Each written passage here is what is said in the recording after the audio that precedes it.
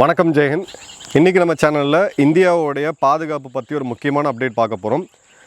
முப்படைகளோட தளபதி அனில் சௌஹான் அவர்கள் ஒரு கருத்தரங்கில் இந்தியாவோட ஃபியூச்சர் ஸ்ட்ராட்டஜி எப்படி இருக்கும் அப்படின்ற ஒரு டீட்டெயிலை வந்து கொடுத்துருக்காரு. அது என்னன்றதை நம்ம கிளியர் கட்டாக பார்ப்போம். இப்போ India must be simultaneously prepared for short high intensity conflicts and long duration land centric conflicts. Short high intensity conflict அப்படின்றது ஆஃப் சிந்தூர், ஜஸ்ட் ஒரு 3 நாள் கடுமையான யுத்தம், அதன் பிறகு ஒரு முடிவுக்கு வருது, இந்தியாவில் வெற்றி பெறுது. இன்னொன்று எடுத்திங்கன்னா உக்ரைன் ரஷ்யா மாதிரியான ஒரு நெடுநாளைய யுத்தம், லேண்ட் சென்ட்ரிக் வார்ஃபேர், நிலப்பரப்பில் ரொம்ப நாள் இருக்கக்கூடிய டாங்கிகள் அப்படி நம்ம கன்வென்ஷனல் வார்ஃபேர் அப்படின்னு சொல்லுவோம். அந்த கன்வென்ஷனல் வார்ஃபேரை இருக்கக்கூடிய ரெண்டுத்துக்குமே இந்தியா தயாராகணும் அப்படின்றது தான் அவர் வந்து தெளிவாக சொல்கிறாரு. அதே மாதிரி பார்த்தீங்க அப்படின்னா 2 சொல்கிறாரு. ஒன்று புனிட்டிவ் ஆக்ஷன்ஸ், பாகிஸ்தான் மாதிரியான ஒரு நாடு பயங்கரவாத தாக்குதல் நடத்தினா உடனடியாக ஒரு சிறு யுத்தம் அப்படின்றது வேணும். அதே மாதிரி அட்ரிஷனல் வார், ரொம்ப நாள் நடக்கக்கூடியது. உக்ரைன் ரஷ்யா பார்த்திங்கன்னா கிட்டத்தட்ட இப்போ 4வது வருடம், இந்த பிப்ரவரி மாதத்தோட 4வது வருடம் முடிய போகுது. ஸோ அந்த மாதிரி யுத்தத்துக்கும் நம்ம தயாராகணும் அப்படின்றத அவர் மிக முக்கியமாக சொல்கிறாரு. அதே மாதிரி பேர் எடுக்காமல் India faces 1 nuclear weapon state and 1 nuclear armed state.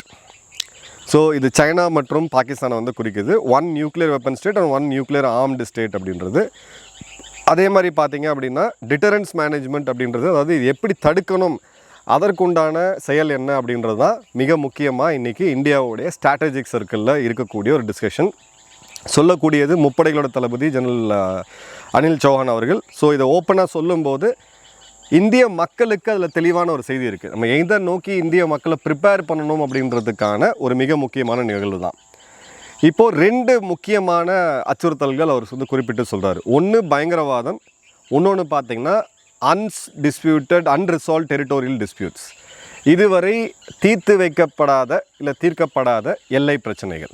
So எல்லை பிரச்சனை அப்படின்றது நமக்கு எல்லாமே தெரியும். டெரரிசம், பாகிஸ்தான் வழியாக வரக்கூடிய பயங்கரவாதம், அது நம்ம எல்லாருக்குமே தெரியும். அன்ரிசால்வ்டு டெரிட்டோரியல் டிஸ்பியூட்ஸ் அப்படின்றது சைனாவுக்கும் இந்தியாவுக்கும் உள்ள லைன் ஆஃப் ஆக்சுவல் கண்ட்ரோல் மற்றும் இந்தியாவுக்கும் பாகிஸ்தானுக்கும் உள்ள லைன் ஆஃப் கண்ட்ரோல், அதாவது POK. மற்றும் இந்த பக்கம் இருக்கக்கூடிய அருணாச்சல் அவங்க கிளைம் பண்ணிகிட்டு இருக்காங்க. திபெத்தில் கணிசமான பகுதிகள், அதாவது நம்ம லே லடாக் பகுதிகளும் அவங்க கிளைம் பண்ணிகிட்டு இருக்காங்க அப்படின்றத பார்க்குறோம். இப்போ இந்த இடத்துல ரேப்பிட் அஃபென்சிவ் ரெடினஸ் அப்படின்ற வார்த்தையை பயன்படுத்துகிறார். இப்போ ஆப்ரேஷன் சிந்தூர் சமயத்தில் படைகள் திரட்டி, படைகள் புடை சொல்ல இதெல்லாம் எதுவுமே நடக்கலை.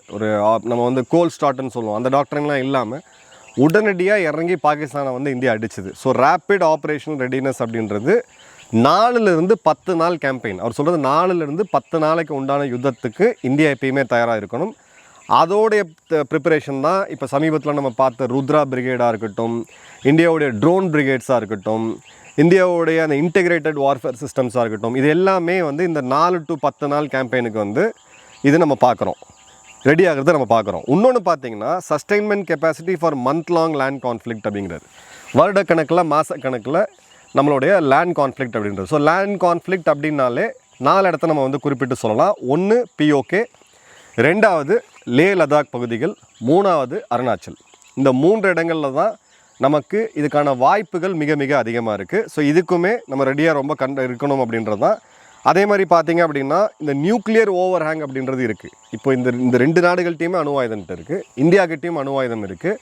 இப்போ இந்த போரோட தன்மை, ஒருவேளை பாகிஸ்தான் இருக்குமா இல்லையா அப்படின்னு நிலைமை வரும்போது அந்த நாடு அணு ஆயுதத்தை பயன்படுத்தணுமா, அதையும் கன்சிடர் பண்ணி கண்ட்ரோல்டு எஸ்கலேஷன் லேடர், ஒரேடியாக போய் நொறுக்காமல் ஒரு லெவலாக இந்த இதை எடுத்துகிட்டு போகிறதுக்கான அந்த கண்ட்ரோல் லேடர் மெக்கானிசமும் வேணும் அப்படின்றாங்க. இப்போ லேடர் மெக்கானிசம் என்ன? முதல்ல இந்தியாவுடைய ட்ரோன் தாக்குதலை நம்ம பார்த்தோம். அதுக்கு முன்னாடி விமானப்படை அவங்களுடைய பயங்கரவாத முகாம்களை தாக்குறாங்க. பதிலுக்கு பாகிஸ்தான் நம்மளுடைய விமானங்களை தாக்கும் பொழுது நாம் பதிலுக்கு பாகிஸ்தானுடைய விமானப்படை தளங்களை நம்ம தாக்குறோம்.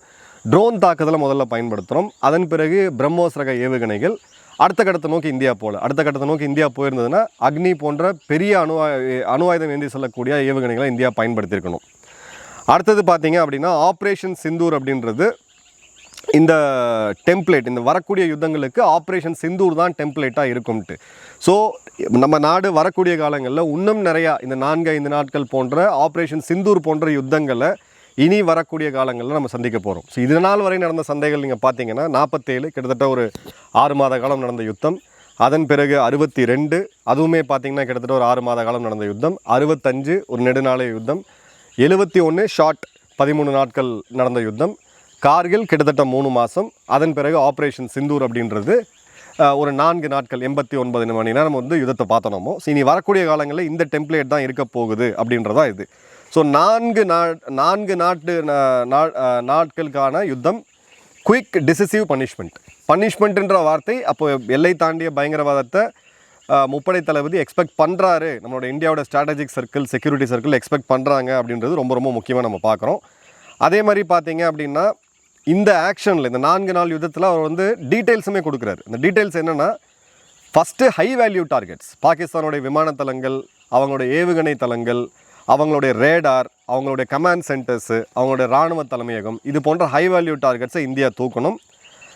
உடனடியாக அவர் ஆப்ரேஷன் நரேட்டிவ்க்கும் வர்றார். 5 generation warfare, 5th generation information வார்ஃபேர்னு சொல்லக்கூடியது shaping domestic and international perception.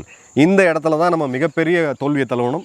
Operation சிந்தூரை பொறுத்த வரைக்கும் யுத்த களத்தில் வெற்றி பெற்று மக்கள் மனதில் அந்த கேள்விக்குறியோட இந்த போர் அப்படின்றது முடிஞ்சுது.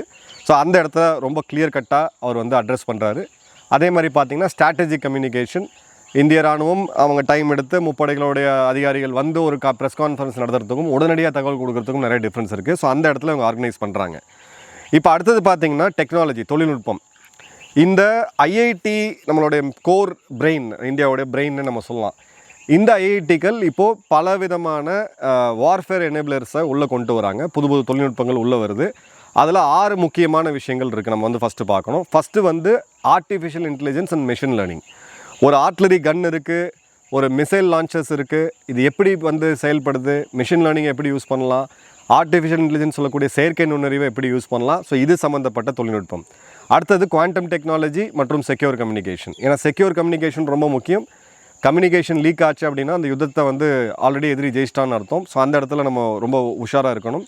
தேர்டு பார்த்திங்கன்னா ஹைப்பர்சானிக் வெப்பன்ஸ். அடுத்தடுத்த ஏவுகணைகளை இந்தியா சோதிச்சிட்ருக்கு. பிரம்மோஸோடைய ஆதிக்கம் அப்படின்றது இன்னும் 10 வருட காலத்துக்கு இருந்தால் அதிகம். ஏன்னா அடுத்த கட்டத்தை நோக்கி இந்தியா போயாகணும்.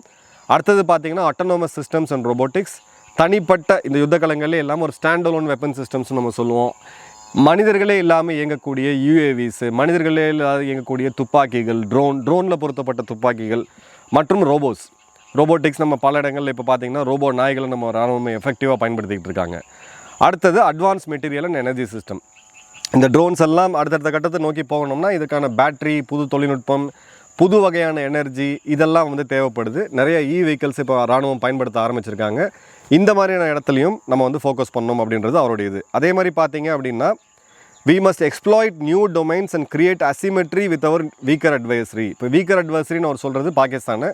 ஏன்னா சைனா தொழில்நுட்பத்தில் நம்மளை விட லீடிங்கில் இருக்காங்க. அசிமெட்ரி அப்படின்றது உங்ககிட்ட இருக்கக்கூடிய தொழில்நுட்பம் உங்களுடைய வீக்காக இருக்கக்கூடிய எதிர்கிட்ட தொழில்நுட்பத்தையும் ஒரு மிகப்பெரிய இம்பேலன்ஸை க்ரியேட் பண்ணுது. நீங்கள் ரொம்ப தூரத்தில் இருக்கீங்க அப்படின்னா அந்த தொழில்நுட்பமே உங்களை வந்து காப்பாற்றும். இந்த யுத்தங்களுக்கு எதிரி வர பயப்படுவான். அடுத்தது பார்த்தீங்க அப்படின்னா பாகிஸ்தானை பொறுத்த வரைக்கும் டெக்னாலஜிக்கல் அசிமெட்ரி, அதாவது தொழில்நுட்பத்தில் இப்போ ட்ரோன் நம்ம லீடிங்கில் இருக்கோம், ஏவுகணைகள் லீடிங்கில் இருக்கோம், ஏர் டிஃபென்ஸ் வான் பாதுகாப்பு தடுப்பு ஒரு காலத்தில் நம்ம பின்தங்கி இருந்தோம், இப்போ நம்ம லீடிங்கில் இருக்கோம், விமானப்படை நம்ம லீடிங்கில் இருக்கோம். ஸோ இந்த மாதிரி இடங்களில் டெக்னாலஜிக்கலாக நம்ம வந்து அவங்களோட அதிகமாக இருக்கணும். அதில் 3 விஷயம்: intelligence and surveillance and recognition சொல்லக்கூடிய ISR, ஏர்லி வார்னிங், சைபர் மற்றும் ப்ரெசிஷன் வெப்பன்ஸ். அடுத்தது எடுத்தீங்க அப்படின்னா சைனாவை பொறுத்த வரைக்கும் அவங்க டெக்னாலஜியில் நம்மளோட பெரிய ஆளாக இருக்காங்க. பாகிஸ்தான் நம்ம எப்படி ஒரு வீக்கர் அட்வர்சரியாக பார்க்குறோமோ சைனா இந்தியா வந்து வீக்கர் அட்வர்சரியாக தான் பார்த்துட்ருக்காங்க. ஸோ அந்த இடத்துல நமக்கு செலக்டிவான டொமைன், உதாரணத்துக்கு நம்மளுடைய submarine launched ballistic missiles SLBMs, நம்மளுடைய கடற்படையோடைய கோஆர்டினேட்டட் இன்டெகிரேட்டட் பேட்டில் குரூப்ஸ், நம்மளுடைய மிசைல் தொழில்நுட்பம், நம்மளுடைய அக்னி குறிப்பாக. ஸோ எல்லா இடத்துலையும் சைனாட்ட நீங்கள் கம்பீட் பண்ண முடியாது. ஆனால் அவங்கள விட சில முக்கியமான இடங்களில் மட்டும் டொமைன் சுப்பீரியாரிட்டி நமக்கு வேணும். ஏர் டொமைனில் நமக்கு சுப்பீரியாரிட்டி இருக்கணும், ஏர்லி வார்னிங்கில் சுப்பீரியாரிட்டி இருக்கணும்.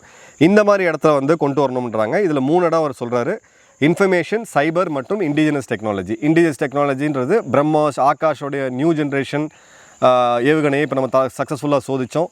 ஸோ ஆகாஷ் எப்படி பர்ஃபார்ம் பண்ணியிருக்குன்ற டேட்டா சைனா கிட்ட இருக்குது. அதை முறியடிக்கிறதுக்கு அவங்க அடுத்த அப்கிரேடுக்கு போவாங்க. அதற்கு முந்திக்கிட்டு இந்தியா நம்ம சிஸ்டம்ஸை அப்கிரேட் பண்ணும்போது நமக்கும் சில குறிப்பிட்ட டொமைன்ஸில் சைனாக்கும் ஒரு பெரிய டிஃப்ரென்ஸ் அப்படின்றது இருக்கும். இப்போது ஐஐடி மற்றும் சிவிலியன் இனோவேஷன், நான் இனோவேஷன் பற்றி ஏற்கனவே சொல்லியிருக்கேன். கண்டுபிடிப்பு அப்படின்றது யார் பண்ணிக்கிட்டு இருந்தா இராணுவத்துக்கு? டிஆர்டிஓ மட்டுமே இராணுவத்துக்கான எல்லா கண்டுபிடிப்பையும் செய்யணுமா அப்படின்னா கண்டிப்பாக செய்யக்கூடாது. இது என்னுடைய விஷன் அப்படின்னு எடுத்திங்கன்னா, ஒரு மாநில லெவலில் ஒரு ஒரு ஒரு இனோவேஷன் சென்டர் அப்படின்றது வேணும். இப்போ தமிழ்நாடு எடுத்துட்டிங்கன்னா சென்னையில் கண்டிப்பாக ஒன்று வேணும், கோயம்புத்தூரில் கண்டிப்பாக ஒன்று வேணும். அடுத்த கட்டமாக பார்த்திங்கன்னா நம்மளுடைய மிக முக்கியமான அடுத்த சிட்டிஸ் மதுரை, திருச்சி, இந்த மாதிரி இடங்களில் நம்ம ஜோன்ஸ்ன்னு நம்ம சொல்லுவோம். இந்த இடங்களில் வேணும். படிப்படியாக இது மாவட்ட லெவலில் வரணும். இந்த சிறு சிறு கண்டுபிடிப்புகள்லாம் அடுத்தடுத்த கட்டத்தை நோக்கி எப்படி ஒரு ஐபிஎல் லீகுக்கு பிளேயர் செலக்ட் பண்ணுறோமோ அதே மாதிரியான ஒரு சிஸ்டத்தை வச்சு இதை வந்து அடுத்த கட்டத்துக்கு கொண்டு போனால் தான் நம்மளுடைய இந்த எக்கோசிஸ்டம் அப்படின்றது ரொம்ப ஸ்ட்ராங்காக இருக்கும். இப்போது ஐஐடி, ரிசர்ச் யூனிவர்சிட்டிஸ் இது எல்லாத்துக்குமே இந்த டியூயல் யூஸ் ஆர்என்டி, நீங்கள் ஒரு ரிசர்ச் பண்ணுறீங்க அப்படின்னா ஒரு புது தொழில்நுட்பத்தை நோக்கி போகிறீங்கன்னா அது வெறும் சிவிலியன் யூஸ்க்கு மட்டும் இல்லாமல் டியூயல் யூஸ், ராணுவ யூஸுக்கும் சேர்த்து பண்ணணும் அப்படின்னு அவர் சொல்கிறாரு. குறிப்பாக quantum secure networks, autonomous swarm systems அப்படின்றது ஒரு மதர் யூஏவி போகும். அந்த மதர்ஷிப்லேருந்து நூற்றுக்கணக்கான புற்றீசல்கள் போன்ற ஸ்மால் ட்ரோன்ஸ் போகும். அது கண்காணிக்கவும் செய்யும், தாக்குதல் நடத்தவும் செய்யும். ஸோ இந்த மாதிரியான டெக்னாலஜி ரொம்ப மிக முக்கியமாக வேணும். அதே மாதிரி இதை குயிக்காக நம்ம டெஸ்ட்டும் பண்ணணும் அப்படின்றாரு. இப்போது இந்த இடத்துல நம்ம பார்க்கறது எக்ஸ்டர்னல் செக்யூரிட்டி. இப்போ அதில் இருக்கக்கூடிய மிக முக்கியமான பாயிண்ட் என்னென்னு பார்த்தீங்கன்னா இன்டர்னல் செக்யூரிட்டி, குறிப்பாக டெரரிசம். இந்த இடத்துல ஃபைனலாக அரசாங்கம் ஒரு புது பாலிசியை உருவாக்கியிருக்காங்க. அதோட பேர் வந்து NCTPS, national counter terrorism policy and strategy. இது சென்ட்ரலாக மொத்த இந்தியாவுக்கும் எல்லா மாநிலங்களுக்கும் உட்படுத்தப்பட்டு பயங்கரவாதத்தை எப்படி முறியடிக்கணும்னு சொல்லக்கூடிய ஒரு புது யுக்தி, ஒரு புது ஸ்ட்ராட்டஜி தான் இது பார்த்தீங்க அப்படின்னா நம்மளுடைய டிசம்பர் இந்த கடைசி வாரத்தில் இல்லை ஜனவரியில் வரதுக்கான வாய்ப்புகள் ரொம்ப அதிகமாக இருக்குது. இந்த பாலிசி ஏன் அப்படின்னு கேட்டிங்கன்னா, பயங்கரவாதத்தை எப்படி டீல் பண்ணணும். இப்போ ஒரு மாநிலங்களில் ஒரு சில கோர்ட்டுகள் ஒரு மாதிரியான தீர்ப்பு கொடுப்பாங்க, இன்னொரு சில கோர்ட்டுகள் வேறு மாதிரி தீர்ப்பு, ஒரு போலீஸ் ஒரு மாதிரி எஃப்ஐஆர் போடுவாங்க. இதெல்லாம் ஸ்டாண்டர்டைஸ் பண்ணி prevention, response, investigation and prosecution, இந்த 4 ரொம்ப முக்கியம். ஃபஸ்ட்டு அதை எப்படி தடுக்கணும், ஒரு வேளை நடந்தால் எப்படி ரெஸ்பாண்ட் பண்ணணும், 3வது அதை எப்படி விசாரிக்கணும், 4வது அவங்களை எப்படி தண்டனை வாங்கி கொடுக்கணும். இந்த 4த்தையும் வந்து ஸ்டாண்டர்டைஸ் பண்ண போகிறோம். அதே மாதிரி இன்டர் ஏஜென்சி, ஸ்டேட்டோட IS, சென்ட்ரோடைய IB, NIA, CBI, department of revenue intelligence சொல்லக்கூடிய DRI, customs intelligence, military intelligence, இதெல்லாம் எப்படி சின்க்ரனைஸ் பண்ணி போகணும். அதே மாதிரி பார்த்தீங்க அப்படின்னா மொத்த இந்தியாவுக்கும் எல்லா மாநில காவல்துறைக்கும் ஒரே மாதிரியான பயிற்சி, தேர்வு அப்படின்றது மட்டும் இல்லாமல் பயிற்சி. ஸோ இது வந்து எல்லா மாநிலத்தில் இருக்கக்கூடிய காவல்துறை அதிகாரிகள் இல்லை சம்மந்தப்பட்டவங்களுக்கு ஒரே மாதிரியான பயிற்சியும் வந்து இப்போ கொடுக்க போகிறாங்க. இப்போ இதில் கீ ஃபோக்கஸ் ஏரியாஸ் ரொம்ப முக்கியமாக பார்த்தீங்க அப்படின்னா டிஜிட்டல் ரேடிகலைசேஷன். கிட்டத்தட்ட ஒரு 5 வருடமாக நான் இதை பற்றி பேசிகிட்டு இருக்கேன். ஃபைனலாக இப்போ அரசாங்கம் இதை வந்து ரொம்ப தெளிவாக எடுக்கிறாங்க. வரக்கூடிய காலங்களில் எனக்கு வந்து நம்மளுடைய சப்ஸ்கிரைபர்ஸே பார்த்தீங்கன்னா, நண்பர்களே பார்த்தீங்கன்னா, குறைஞ்சது எனக்கு ஒரு 1000 இமெயில் வந்திருக்கும். இந்த குறிப்பிட்ட நபர் இந்த மாதிரியான பதிவில் போடுறார், இந்தியாவுக்கு எதிராக இருக்குது, இவர் ரேடிகலைஸ் ஆகிருக்கார், இவரை பற்றி ரிப்போர்ட் பண்ணுங்க அப்படின்னு சொல்லிட்டு என்னையோடைய முகவரியை நம்ம ஏற்கனவே பரிமாறி இருக்கோம். இனிமே வரக்கூடிய காலங்களில் டிஜிட்டல் ரேடிகலைசேஷன், இந்த ஆன்லைனில் பண்ணப்படக்கூடிய ரேடிகலைசேஷன், இந்த மதவாத ரீதியாக ஒரு பயங்கரவாத கருத்துக்களை போடக்கூடியவங்களுக்கு கடுமையான மானிட்டரிங் அப்படின்றது இருக்க போது. Online propaganda, encrypted channels, Telegram, Signal போன்ற encrypted channels, influencer driven radical ecosystem, Zakir Naik போன்ற ஆட்கள் ஒரு நூற்றுக்கணக்கான ஆயிரக்கணக்கான மக்களை இன்ஃப்ளூயன்ஸ் பண்ணி அவங்கள ரேடிகலைஸ் பண்ணுறது, இதன் மேலே இனிமேல் கடுமையான ஃபோக்கஸ் இருக்க போகுது. அடுத்தது பார்த்திங்கன்னா ஓப்பன் பார்டர், நம்மளுடைய பங்களாதேஷ் பார்டர் ஓப்பனாக இருக்கிற இடத்துல, மியான்மாரில், நேபாளில், இந்த மாதிரி இடங்கள்லேருந்து உள்ள வர இடத்துல இவங்களோட டிரான்சிட் ஆஃப் கேடர்ஸு, அவங்களுடைய வெப்பன் எங்கேருந்து வருது, லோக்கல் ஆட்கள் யார் வந்து சப்போர்ட் பண்ணுறாங்க, இவங்களுக்கு எங்கேருந்து பண உதவி வருது, இதை வந்து கண்டுபிடிச்சி இதை அரெஸ்ட் பண்ணுறது. அடுத்தது பார்த்திங்கன்னா ஃபாரின் ஃபண்டட் கன்வர்ஷன். அப்புறம் வந்து வெளிநாடுகளில் துருக்கி போன்ற, பாகிஸ்தான் போன்ற நாடுகளிலிருந்து ரிலீஜியஸாக, ஐடியாலஜிக்கலாக NGO பயன்படுத்தி இங்கே இருக்கக்கூடியவங்கள ரேடிகலைஸ் பண்ணுறது, இங்கே இருக்க இதில் வந்து அங்கே கொண்டு போய் துருக்கியில் கொண்டு போய் அவங்களுக்கு உண்டான பயிற்சிகள், டெல்லியில் பார்த்தோன்னமோ அவங்க போய் துருக்கி ட்ராவல் பண்ணிட்டு வந்திருக்காங்க, இந்த மாதிரியான செய்திகள் வருது. ஸோ இதையுமே வந்து கிளியர் கட்டாக அவங்க கொண்டு வர போகிறாங்க. ஸோ இந்த ஸ்ட்ராட்டஜி அப்படின்றது ஒரு சென்ட்ரல் டாக்ட்ரைன். இனிமே ஒரு மாநிலமும் ஒரு விதமாக இதை ஹேண்டில் பண்ண முடியாது. இது தேச பிரச்சனை, தேசத்துக்கே உண்டான பாதுகாப்பு பிரச்சனை. எப்படி இராணுவம் சென்ட்ரலைஸ்டாக இருக்குதோ அதே மாதிரியான ஒரு சென்ட்ரலைஸ்ட் டாக்ட்ரைன் இனிமேல் வரப்போகுது. அதே மாதிரி பார்த்திங்கன்னா த்ரெட் பிக்சர், இது என்னென்ன இடத்துல என்னென்ன நடக்குன்றத பேன் இண்டியா லெவலில் இதை வந்து பார்க்க போகிறாங்க. டிஜிட்டல் டீராடிகலைசேஷன் எப்படி பண்ணணும், இதில் போகக்கூடிய இளைஞர்கள், இதில் தெரியாமல் போய் மாட்டிக்கக்கூடியவங்க, அதனால் ரேடிகலைஸ் ஆகக்கூடியவங்க, இவங்களுக்கான டீராடிகலைசேஷன் ப்ரோக்ராம் என்ன, அதை பற்றியான ஒரு இது. அதே மாதிரி பார்த்திங்கன்னா ஒரு சிஸ்டமை வருமுன் காப்பது அப்படின்றதுக்கு ஒரு ஃபுல் ஆர்கிடெக்சர். இதில் என்ஐஏ, ஐபி, ஸ்டேட்டோடைய ஆன்டி டெரரிசம் ஸ்குவாட், ஸ்டேட்டோடைய இன்டெலிஜென்ஸ் சர்வீஸ், சென்ட்ரலோடைய சைபர் செல்ஸு, சர்ட்னு சொல்லக்கூடிய கம்ப்யூட்டர் எமர்ஜென்சி ரெஸ்பான்ஸ் டீம், நம்மளுடைய சைபர் வார்ஃபேரில் இருக்கக்கூடிய டீம்ஸு, மிலிட்ரி இன்டெலிஜென்ஸ், RNAW, டிஆர்ஐன்னு சொல்லக்கூடிய டிபார்ட்மெண்ட் ஆஃப் ரெவன்யூ இன்டெலிஜென்ஸ், இவங்க எல்லாத்தையும் ஒன்றிணைச்சு அன்றாடம் டெய்லி இந்தியாவில் என்ன நடக்குது, எங்கே விதமான பயங்கரவாத தாக்குதல் எங்கே நடக்க போகுது அப்படின்றத கம்ப்ளீட்டாக மானிட்டர் பண்ண போகிறாங்க. இதுதான் நம்மளுடைய புது national counter terrorism policy, NCTPS அப்படின்னு சொல்லக்கூடிய national counter terrorism policy and strategy. இதோடைய பப்ளிஷ் ஆன பிறகு இதை பற்றி நம்ம டீட்டெயிலாக பேசுவோம். உங்கள் கருத்துக்கள் எனக்கு கமெண்ட் பாக்ஸில் போடுங்க. நன்றி, வணக்கம், ஜெய்ஹிந்த்.